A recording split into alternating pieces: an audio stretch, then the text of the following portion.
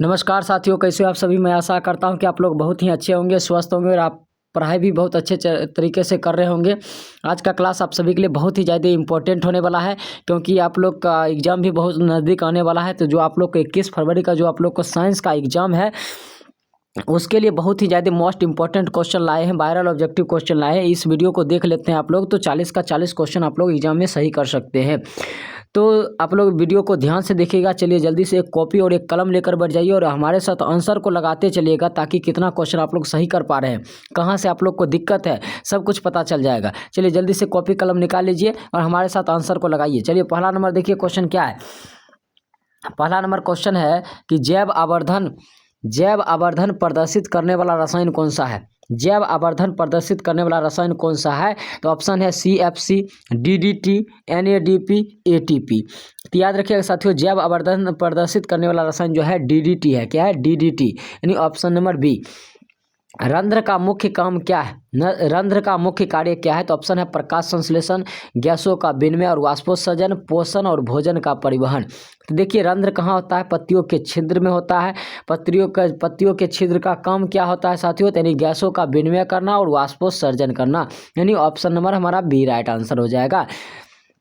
अगला है वायुमंडल में CO2 का प्रतिशत कितना है। वायुमंडल में CO2 का प्रतिशत कितना है? देखिए दोस्तों, कन्फ्यूजन ऑप्शन है कि 0.3%, 0.03%, 0.003% और 0.0003%। तो इसमें बहुत ज़्यादा कन्फ्यूजन होता है, तो याद रखिएगा साथियों, कन्फ्यूजन को दूर कर लीजिए। 0.03% होता है, यानी ऑप्शन नंबर बी हमारा राइट हो जाएगा। कन्फ्यूजन दूर हो गया। चलिए अगला क्वेश्चन देखते हैं।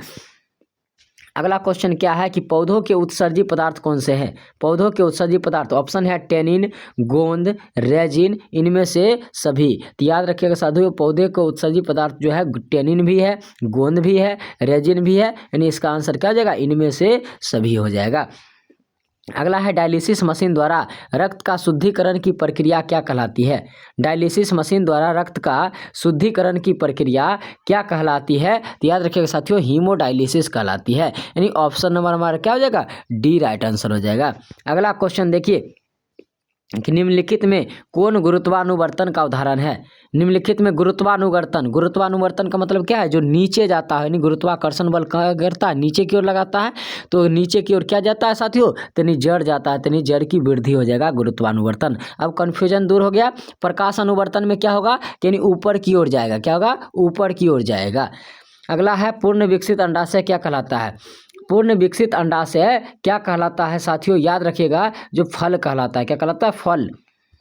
लैंगिक जनन संचारित रोग कौन सा है? तो ऑप्शन है पीलिया, चेचक, एड्स और प्लेग। याद रखिए साथियों, लैंगिक जनन संचारित रोग जो है एड्स है। एड्स किसके कारण होता है? HIV वायरस के कारण होता है।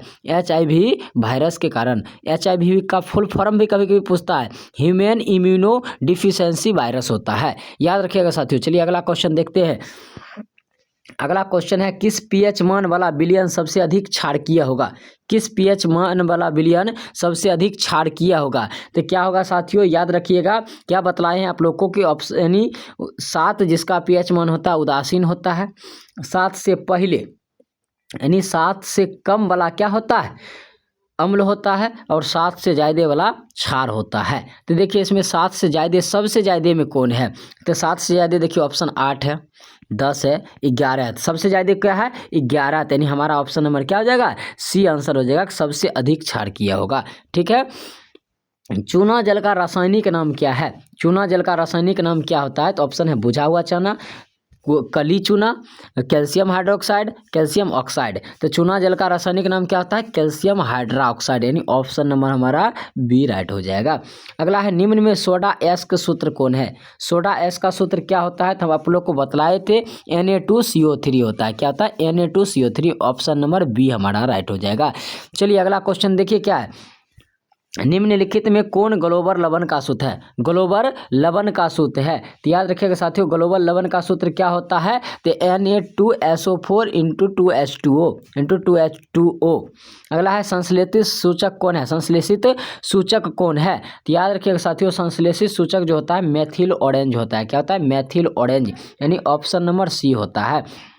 अगला है निम्न में कौन सा पदार्थ बिना ज्वाला के जलता है? निम्न में कौन सा पदार्थ बिना ज्वाला के जलता है? तो याद रख साथियों, कोयला जो है बिना ज्वाला के जलता है। नहीं, ऑप्शन नंबर डी हो जाएगा। चलिए आगे की ओर बढ़ते हैं। आगे हमारा क्वेश्चन क्या है, उपचयन में क्या होता है? उपचयन में क्या होता है? तो याद रखें साथियों, उपचयन में जो होता है हाइड्रोजन का वियोग होता है, नहीं हाइड्रोजन हटता भी है, इलेक्ट्रॉन का त्याग भी होता है और ऑक्सीजन जुटता भी है, यानी ऑक्सीजन का योग होता है। तो इसका आंसर क्या हो जाएगा, इनमें से सभी हो जाएगा, यानी ऑप्शन नंबर डी हो जाएगा। चलिए, अगर वीडियो अच्छा लग रहा हो तो जल्दी से वीडियो को लाइक कर दीजिए और अपने दोस्तों को भी भेज दीजिए। अकेले अकेले नहीं पाप उठाइए, ठीक ना, क्योंकि पाप लग जाएगा। अकेले अकेले पढ़िएगा तो दोस्तों को भी भेजिए। चलिए अगला क्वेश्चन देखिए क्या है कि जल में विद्युत अपघटन में कैथोड पर कौन सी गैस मुक्त होती है? जल में विद्युत अपघटन में कैथोड पर कौन सी गैस मुक्त होती है? तो ऑप्शन है ओजोन, ऑक्सीजन, हाइड्रोजन, इनमें से कोई नहीं। तो इसका आंसर क्या हो जाएगा साथियों, बताइए जल्दी से। तो हाइड्रोजन हो जाएगा, नहीं ऑप्शन नंबर बी राइट हो जाएगा। चलिए अगला क्वेश्चन देख लेते हैं क्या है जल्दी जल्दी में। अगला क्वेश्चन है कि सघन माध्यम के लिए विरल माध्यम में सघन माध्यम के लिए विरल माध्यम में गमन करने पर आपतन कोण और अपवर्तन कोण में क्या संबंध होता है? यानी सघन माध्यम के विरल माध्यम में गमन करने के लिए आपतन कोण और अपवर्तन कोण में क्या संबंध होता है साथियों? तो याद रखिएगा, आर अनुपात क्या होता है, आई। यानी आर जो होता है आई से क्या होता है, ज्यादा होता है। आर आई से ज्यादा होता है। अगला है निर्देशांक चिन्ह परिपाटी में सभी दूरियां मापी जाती है। निर्देशांक चिन्ह परिपाटी में सभी दूरियां मापी जाती है कहाँ से, ध्रुव से, यानी ऑप्शन नंबर बी राइट हो जाएगा। अगला है निम्न में किस धातु से सोलर सेल बना होता है? किस धातु से सोलर सेल बना होता है? तो याद रखिए साथियों, सिलिकॉन से सोलर सेल बनता है, यानी सूर्य प्लेट जो होता है किससे, सिलिकॉन से बना होता है। चलिए अगला क्वेश्चन देखिए क्या है। अगला क्वेश्चन है लघु पथन के समय परिपथ का प्रतिरोध क्या होता है? लघु पथन के समय परिपथ का प्रतिरोध क्या होता है? याद रखिए साथियों, परिपथ जो होता है बहुत ही कम हो जाता है। परिपथ क्या होता है, बहुत ही कम हो जाता है और धारा बहुत ही तेजी से बहने लगती है। अगला है 100 वाट 220 वोल्ट के एक बल्ब के आरे 100 वोल्ट विभवांतर आरोपित करने पर प्रवाहित विद्युत धारा क्या होगी? तो एक क्वेश्चन बतलाए थे न्यूमेरिकल में आप लोग को, इसका आंसर क्या हो जाएगा तो बताइए जल्दी से, आप लोग बना करके इसका आंसर भेजिएगा, ठीक ना। चलिए अगला क्वेश्चन बतलाते हैं। अगला क्वेश्चन है विद्युत बल्ब के फिलामेंट का द्रव्य होता है। विद्युत बल्ब के फिलामेंट का द्रव्य क्या होता है, टंगस्टन का बना होता है। किसका बना होता है, टंगस्टन का बना होता है। अगला है प्रकाश का न्यूनतम तरंगदैर्ध्य क्या है? प्रकाश का न्यूनतम तरंगदैर्ध्य क्या होता है साथियों? तो याद रखिएगा 380 नॉटिकल माइल होता है। 380 नॉटिकल माइल होता है। अगला है विद्युत प्रतिरोध के कारण चालक में क्या उत्पन्न होता है? विद्युत प्रतिरोध के कारण चालक में क्या उत्पन्न होता है? तो ऊष्मीय प्रभाव उत्पन्न होता है। ऑप्शन नंबर सी हमारा राइट हो जाएगा। चलिए जल्दी से वीडियो को लाइक भी करते चलिए और हमारे चैनल पर नए हैं तो जल्दी से चैनल को सब्सक्राइब कर लीजिए। देखिए अगला क्वेश्चन क्या है कि ऑक्सीजन के परिवहन के लिए जिम्मेदार रक्त का घटक क्या है? ऑक्सीजन के परिवहन के लिए जिम्मेदार रक्त का घटक क्या है साथियों? तो याद रखिएगा, यानी आरबीसी है। क्या है, ऑक्सीजन का परिवहन कौन करवाता है? आरबीसी। क्यों? क्योंकि इसमें हीमोग्लोबिन होता है और हीमोग्लोबिन ऑक्सीजन का वाहक होता है, यानी ऑक्सीजन को एक जगह से दूसरी जगह ले जाता है, तो यानी आरबीसी हो जाएगा। अगला है कृमि रूप परिशेषिका किसका हिस्सा है? कृमि रूप परिशेषिका किसका हिस्सा है साथियों? याद रखिएगा आहार नाल का, यानी सबसे बड़ी आंत के सबसे नीचे वाला जो भाग बचता था इस साइड से, तो क्या होता था, आहार नाल था का ही है। प्रकाश की ओर प्ररोह की गति, देखिए अभी तुरंत बतलाए थे उसमें कि प्रकाश की ओर प्ररोह की गति क्या कहलाता है? प्रकाश अनुवर्तन कहलाता है। और नीचे की ओर गति, जड़ की ओर गति क्या कहलाता है? गुरुत्वानुवर्तन कहलाता है, बतलाए थे उस समय। चलिए अगला है क्वेश्चन देखते हैं क्या है क्वेश्चन कि किससे बचने के लिए आयोडीन युक्त नमक के प्रयोग की सलाह दी जाती है? किससे बचने के लिए आयोडीन युक्त नमक के प्रयोग की सलाह दी जाती है साथियों? तो याद रखिएगा ऑप्शन है मधुमेह, उच्च रक्तचाप, घेंघा, इनमें से कोई नहीं है। तो आयोडीन की कमी से कौन सा रोग होता है? घेंघा यानी ग्वाइटर रोग होता है। ऑप्शन नंबर बी हो जाएगा। अगला है मनुष्य के कपाल तंत्रिकाओं की संख्या कितनी होती है? मनुष्य के कपाल तंत्रिकाओं की संख्या जो होती है 12 जोड़ी होती है। क्या होती है? 12 जोड़ी। और उससे नस कितना जोड़ी होता है? 31 जोड़ी निकली होती है, याद रखिएगा। अगला मस्तिष्क का कौन सा भाग में गंध पहचानने का केंद्र होता है? यानी बोला जा रहा है कि मस्तिष्क का कौन सा भाग जो है जो गंध को पहचानता है, गंध को पहचानता है। तो याद रखिएगा साथियों अग्र मस्तिष्क। कौन सा भाग है? अग्र मस्तिष्क है। चलिए बहुत ही अच्छा। अगला क्वेश्चन देखते हैं क्या है। अगला है प्रथम मासिक धर्म का प्रकट होना क्या कहलाता है। बहुत ही अच्छा क्वेश्चन है कि प्रथम मासिक धर्म का प्रकट होना क्या कहलाता है साथियों। तो याद रखिएगा मेनोपॉज, मेनार्थ, मासिक चक्र, इनमें से सभी। तो क्या हो जाएगा, तो देखिए साथियों प्रथम मासिक चक्र जो होता है, धर्म प्रकट जो होता है, उसे हम क्या कहते हैं, मेनार्क कहते हैं। मेनार्थ लिखा गया है, मेनार्क होगा, क्या होगा, मेनार्क। और जो अंतिम होता है उसको क्या कहते हैं, मेनोपॉज कहते हैं। क्या कहते हैं, मेनोपॉज कहते हैं। तो याद रखिएगा अंतिम वाला यानी जब खत्म होता है सबसे लास्ट बार में मेनोपॉज, शुरू वाला को मेनार्क बोलते हैं, मेनार्थ लिखा गया है। चलिए अगला क्वेश्चन देखते हैं क्या है। निम्नलिखित में कौन कृत्रिम कायिक प्रवर्धन की एक विधि है। निम्नलिखित में कौन कृत्रिम कायिक प्रवर्धन की एक विधि है। तो याद रखिएगा साथियों क्या हो जाएगा, देखिए कायिक प्रवर्धन यानी जो जड़ तना पत्ती से होता है। तो कलम भी क्या होता है, हम तना से लगाते हैं, कलम बांधना भी वही चीज़ है। अब दाब कलम भी वही है, तो इसका आंसर क्या हो जाएगा, इनमें से सभी। ऑप्शन नंबर डी हो जाएगा एकदम। अगला है कौन सी अधातु विद्युत का सुचालक होता है। कौन सी अधातु विद्युत का सुचालक होता है, देखते हैं क्या है ऑप्शन में, क्लोरीन, ग्रेफाइट, फास्फोरस, सल्फर। तो बताइए विद्युत का सुचालक कौन सा होता है, यानी ग्रेफाइट होता है। इतना बार आप लोग को बतलाए थे, यानी ऑप्शन नंबर बी। इतना देर में तो कितना क्वेश्चन लगा देते। चलिए अगला क्वेश्चन देखिए क्या है। सक्रियता श्रेणी में कौन सबसे अधिक क्रियाशील धातु है। सक्रियता श्रेणी में कौन सबसे अधिक क्रियाशील धातु है। देखिए अधिक क्रियाशील कौन है, सोडियम, कॉपर, ओडम, Hg यानी पारा। ये क्या है, सोना। ओडम को सोना ही कहते हैं। इसका आंसर क्या हो जाएगा, जल्दी से बताइए। तो हम बतलाए थे कि सबसे अधिक क्रियाशील होता है कौन, सोडियम होता है। सबसे चमकीला भी क्या होता है, सोडियम में होता है। याद रखिएगा नाम से। चलिए अगला देखिए, शुद्ध सोना कितना कैरेट का होता है। बकलीला सब, शुद्ध सोना कितने कैरेट का होता है, 24 कैरेट का होता है। यानी ऑप्शन नंबर सी हो जाएगा। चलो जल्दी से वीडियो को लाइक करो, जल्दी जल्दी। किस धातु को केरोसिन में डुबा कर रखते हैं। किस धातु को केरोसिन में डुबा करके रखते हैं। तो याद रखें साथियों, सोडियम को केरोसिन में डुबा करके रखते हैं। चलिए अगला क्वेश्चन देख लेते हैं क्या है। अम्ल के जलीय विलयन कौन उत्पन्न करता है। अम्ल के जलीय विलयन में कौन उत्पन्न होता है, जल्दी से बताइए साथियों। ऑप्शन है OH- ion, OH+ ion, H3O ion, H2O+ ion. जल्दी से बताइए अम्ल के जलीय विलयन में कौन उत्पन्न होते हैं। तो हाइड्रोजन आयन उत्पन्न होते हैं, यानी H+ ion. Option number B हो जाएगा। अगला बोला जा रहा है कि निम्न में कौन सबसे सबल अम्ल है। निम्न में कौन सबसे सबल अम्ल है। तो देखते हैं HF, HCl, HBr और HI। तो क्या हो जाएगा, हाइड्रोजन आयोडाइड। हाइड्रोजन आयोडाइड यानी ऑप्शन नंबर डी हो जाएगा। शुद्ध जल का pH मान कितना होता है। ये बकलोला जल्दी जल्दी दबाओ ना बटन को। कितना होता है जल्दी से बताओ कि शुद्ध जल का pH मान कितना होता है। तो बताइए सर जी क्या होता है, 7 होता है। ये सब क्वेश्चन है, हलवा है, तू लोग तो गर्दा मचा देगा वहाँ। चलो अगला क्वेश्चन देखें क्या है। चलो देखें क्वेश्चन क्या है कि कौन सा पदार्थ का जलीय विलयन नीले लिटमस पत्र को लाल कर देता है। कौन सा पदार्थ का जलीय विलयन नीले लिटमस पत्र को लाल कर देता है। तो याद रखें साथियों, अम्ल जो होता है नीले लिटमस पत्र को लाल कर देता है, और भस्म जो होता है लाल लिटमस पत्र को नीले कर देता है। याद रखना। अगला धोबिया सोडा का रासायनिक सूत्र क्या है। धोबिया सोडा का रासायनिक सूत्र है Na2CO3 × 10H2O। Na2CO3 × 10H2O। यानी याद रखना बउआ, धोबिया सोडा यानी धोने के लिए जाएंगे ना हम 10 बाल्टी पानी लेके जाएंगे। तो यहाँ देखो 10 बाल्टी पानी नज़र आ रहा है, याद हो गया, भूलवो करोगे। Na2CO3 10 बाल्टी पानी, 10 बाल्टी पानी। अगला है निम्न में कौन अधातु है। निम्न में कौन अधातु है। तो याद रखें साथियों, यानी फास्फोरस क्या अधातु है, क्या है अधातु है। चलिए बहुत ही अच्छा। अगला क्वेश्चन देखते हैं क्या है।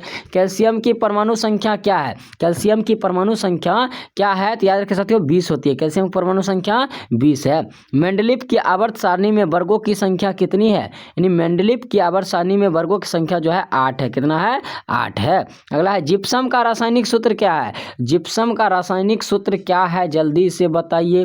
तो क्या हो जाएगा, CaSO4 × 2H2 यानी जिप्सम।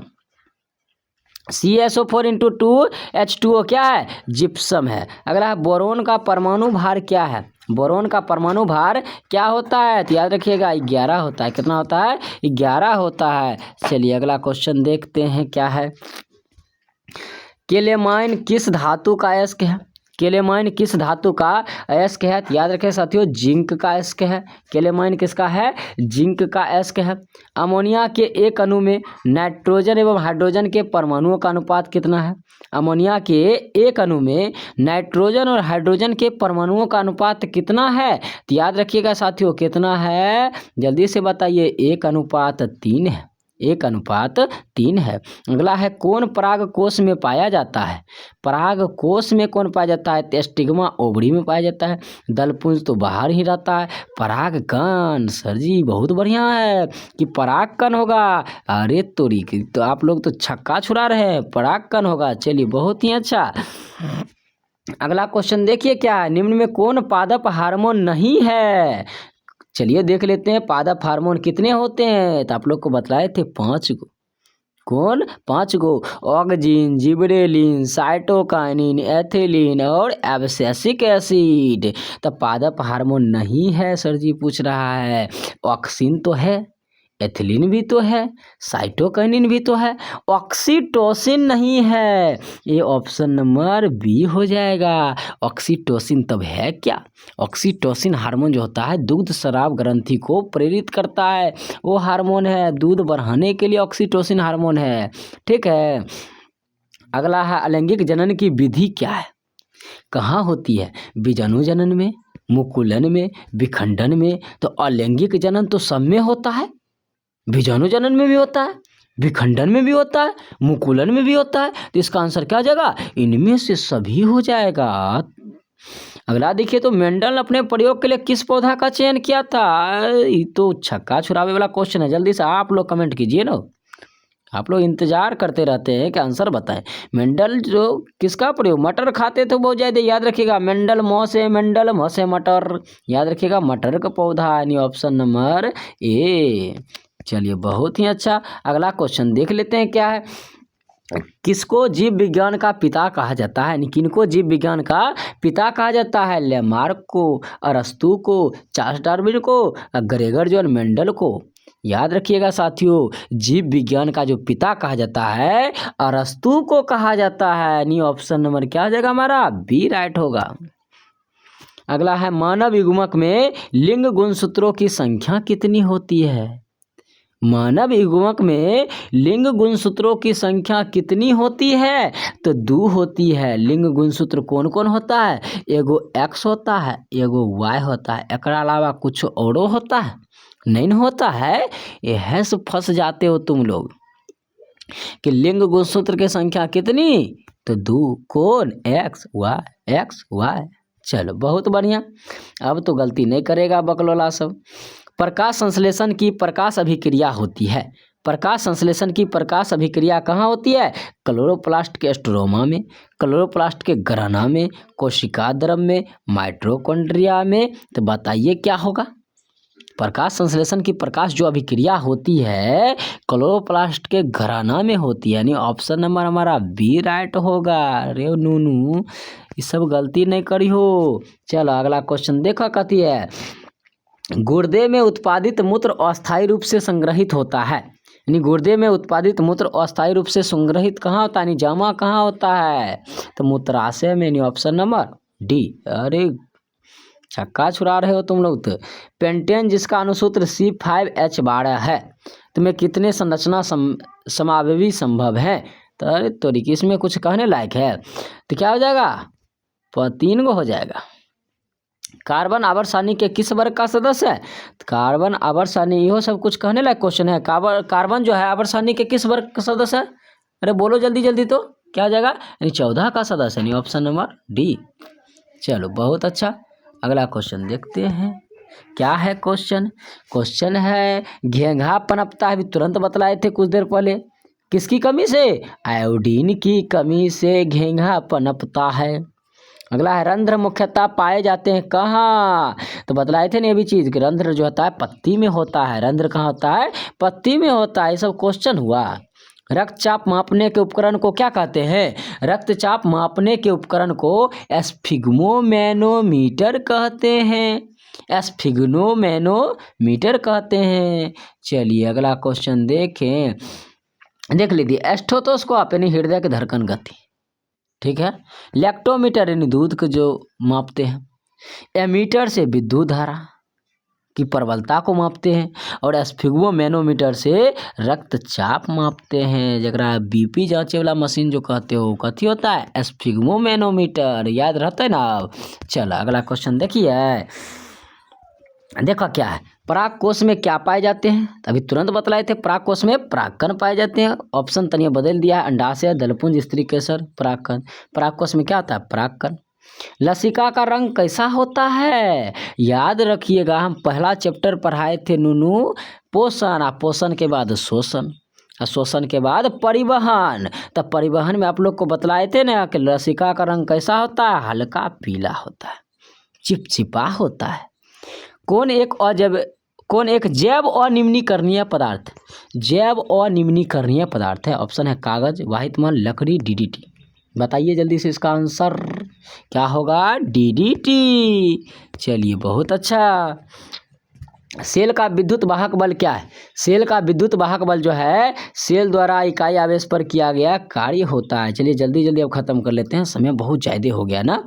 अगला है, पारिस्थितिकी तंत्र में ऊर्जा का प्रवाह होता है कैसा, पारिस्थितिकी तंत्र में ऊर्जा का प्रवाह एक दिशीय होता है। क्योंकि जैसे मान लो घास खाया टिड्डा, तो घास वाला गया टिड्डा में, टिड्डा को खाया मेढक, तो टिड्डा वाला कहाँ गया, मेढक में, मेढक को खाया सांप, यानी एक क्या दिशा में प्रवाहित हो रहा है, यही क्या एक दिशीय होता है। चलिए बहुत अच्छा।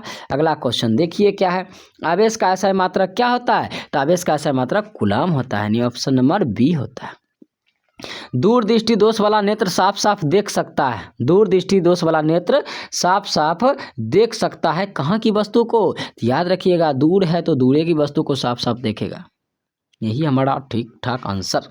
कौन सा ऊर्जा स्रोत सौर ऊर्जा व्युत्पन्न नहीं करता है, पवन ऊर्जा, भूतापीय ऊर्जा, जैव ऊर्जा, नाभिकीय ऊर्जा। तो बताइए कौन सा ऊर्जा स्रोत सौर ऊर्जा का व्युत्पन्न नहीं है, तो इसका आंसर क्या होगा, सौर ऊर्जा का व्युत्पन्न है यहाँ नहीं होता, ये गलती से लग रहा है हो गया होगा, तो नाभिकीय ऊर्जा क्या हो जाएगा, नाभिकीय ऊर्जा। चलिए अगला क्वेश्चन देखिए क्या है, विद्युत धारा के चुंबकीय प्रभाव की खोज किसने किया था, विद्युत धारा के चुंबकीय प्रभाव की खोज जो है ऑस्ट्रेड ने किया था। ऑस्ट्रेड ये क्या बतलाए थे, यदि किसी धारावाही चालक को हम उसमें विद्युत धारा प्रवाहित करेंगे ना, तो उसमें चारों ओर क्या होगा, विद्युत चुंबकीय क्षेत्र उत्पन्न होता है, लेकिन किस दिशा में होता है तो नहीं बतलाए थे, उस चैप्टर पढ़ाए हुए हैं, एक बार जाके वीडियो को देख लीजिएगा, ठीक ना, सारा कन्फ्यूजन दूर हो जाएगा, एक बार में याद हो जाएगा। उस वीडियो को जरूर देखिएगा, जल्दी से चैनल को सब्सक्राइब भी कर दीजिए, अपने दोस्तों में भी भेज दीजिए।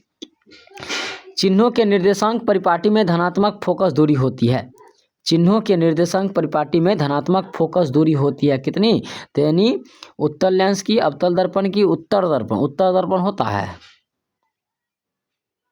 धनात्मक फोकस दूरी। तो बताइए तो देखिए क्या है, तो यहाँ उत्तर का जगह ना उत्तल होता, ठीक है ना, तो उत्तल लेंस और उत्तल दर्पण की धनात्मक फोकस दूरी क्या होती है, धनात्मक होती है, नहीं और भी दोनों हो जाएगा, ठीक ना। चलिए अगला क्वेश्चन देख लेते हैं क्या जल्दी में, निम्नलिखित में किस कारण से सामान्य नमक का जलीय घोल विद्युत का सुचालक होता है, निम्नलिखित में किस कारण से सामान्य नमक का जलीय घोल विलयन सुचालक होता है, तो ऑप्शन है क्या, जल्दी से आप लोग बताइए इसका आंसर कि किस कारण से सामान्य नमक का जलीय घोल विद्युत का सुचालक होता है, तो धनावेश ऋणावेश दोनों के विपरीत दिशा में गतियों के कारण होता है, यानी हमारा ऑप्शन क्या हो जाएगा, बी हो जाएगा।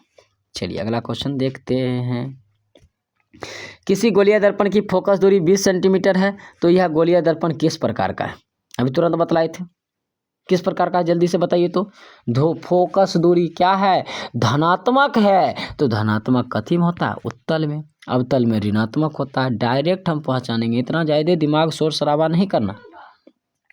समतल दर्पण द्वारा बना प्रतिबिंब कैसा होता है, हमेशा काल्पनिक होता है, क्या होता है, काल्पनिक होता है। चलिए साथियों इसका आंसर उम्मीद करते हैं आप लोग जरूर दीजिएगा और हमसे पहले भी दीजिएगा।